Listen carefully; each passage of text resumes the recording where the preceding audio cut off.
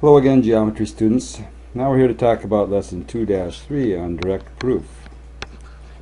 And this is a whole new world for you. So, direct proof.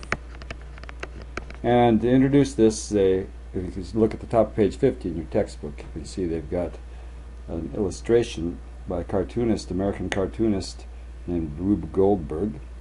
And he has some very complicated types of machines that will accomplish tasks, and you can see from reading that it has the steps listed, that first this happens and then that causes this to happen and that causes this to happen. It's kind of a domino effect, that once the first domino falls, then they all start to fall. And then finally, in this case, the one in the book, he gets his chin wiped off by the napkin.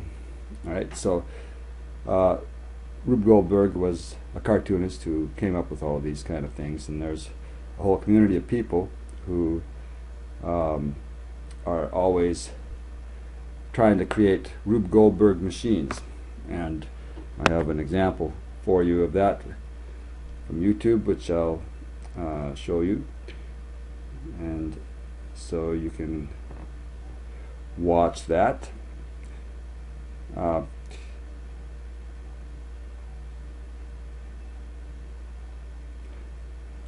Okay, we're back from the Rube Goldberg video, and as you can see, it's kind of entertaining how that works. But what does that have to do with direct proof? Alright, direct proof is what we use often to prove theorems. A theorem is a statement that is proved by reasoning deductively from already accepted statements.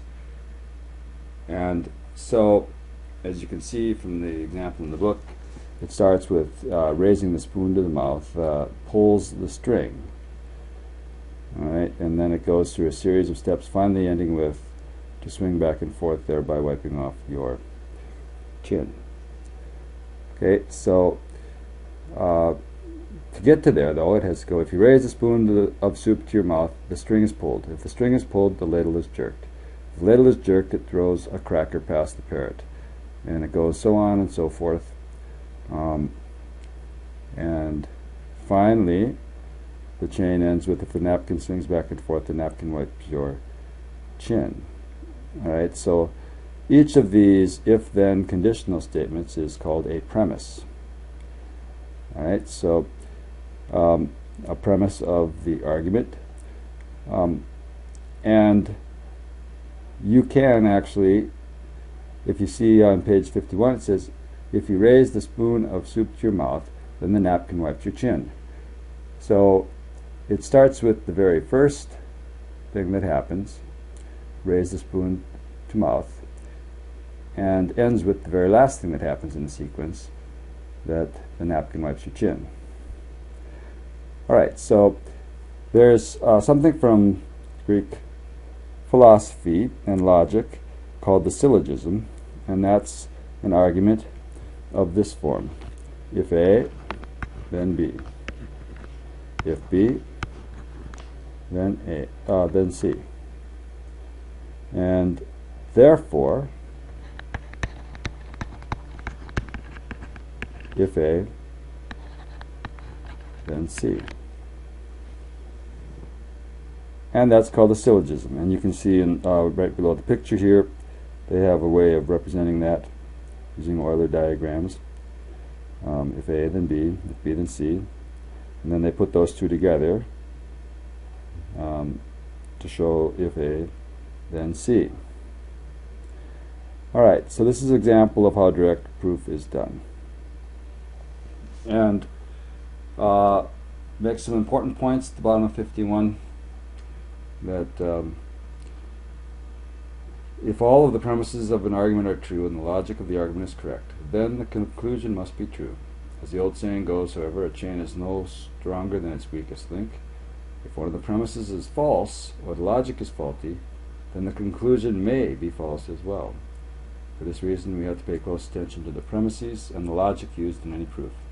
More on the subject will be included in a future lesson. So, for instance, on number 4 on page 52, you have this Euler diagram, and if you read that, it says, if you are Greek, then you are human. If you are human, then you are mortal. Therefore, all Greeks are mortals. And that would seem to make logical sense. Number 5 says, if you are Greek, then you are a statue. If you are a statue, then you are mortal. Therefore, all Greeks are mortals. So it reaches the same conclusion, but with a faulty premise in there. So there's an example of how you have to watch your premises. And in this case, it didn't make any difference in the final conclusion, but this is an example of how you put together a syllogism. So this is what you should remember about that. And in this lesson, you should be remembering that a syllogism is an argument of the form if A then B, if B then C, therefore if A then C. What parts of the argument could be called a premise? If A then B, then if B then C. What part or parts of the argument above would be called the conclusion? If A then C. You should also grasp onto this. A theorem is a statement that is proved by reasoning deductively from already accepted statements.